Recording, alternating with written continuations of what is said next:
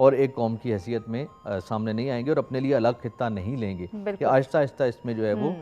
ترقی آ رہی تھی اور بہتری آ رہی تھی. اسی لیے جب مسلم لیگ کا قیام عمل میں لایا گیا تھا تو اس کے پیچھے بھی ریزن یہ تھی کہ مسلمانوں کے جو مفادات ہیں ان کو لے کے آگے چلا جائے, کیونکہ ہندو جو ہے وہ انگریز کے جانے کے بعد خود کو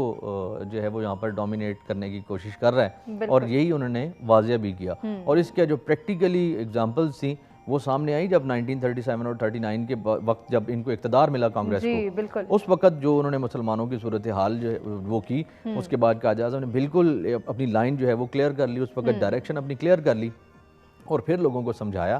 کہ اب آپ نے سوچ سے بڑھ کے عملی طور پر ایفرٹ کرنی ہے. اور جب عملی طور پر ایفرٹ شروع ہوئی تو پھر آپ نے دیکھا کہ قرارداد کے بعد 7 سال کے اندر پاکستان جو ہے وہ اس کا وجود آپ کے سامنے آ گیا اور دنیا میں وہ ابھر کے سامنے آیا, اور اس میں بہت زیادہ جو کام تھا وہ نوجوانوں نے کیا تھا. اب وہ نوجوان اس وقت کے انہوں نے سمجھا, جو تعلیم انہیں دی جا رہی تھی, جو نظریہ انہیں سمجھایا جا رہا تھا اور جس عمل کی طرف انہیں بیدار کیا جا رہا تھا, ان کو جو ہے وہ اٹھایا جا رہا تھا, اس پر انہوں نے عملی طور پر کام کیا, انہوں نے اپنی جانیں لگائیں. اور آج اب دیکھیں جب آپ کے پاس سب کچھ موجود ہے,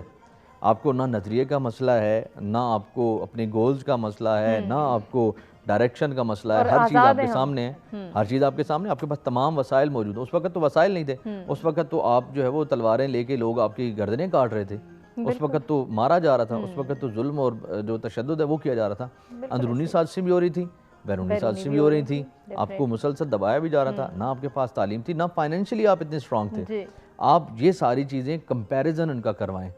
اور اب دیکھیں اب کیا صورتحال ہے. پھر جو نظریہ جس کی بنیاد پہ آپ لوگ جو ہے وہ بہتر بنے, دیکھیں رائٹس کی ہم بات کرتے ہیں, ایکویلٹی ہم بات کرتے ہیں, ہم فریڈم آف ایکسپریشن کی بات کرتے ہیں, کیا چیز تھی اس وقت جو مسلمانوں کے پاس تھی اس دور میں, ان کی تعداد بہت کم تھی, اتنے تعداد میں زیادہ نہیں تھے. تو یہ ساری چیزیں لے کے ہمارے جو لیڈرز ہیں وہ سامنے آئے, انہوں نے موڈ آف کمیونیکیشن نہیں تھا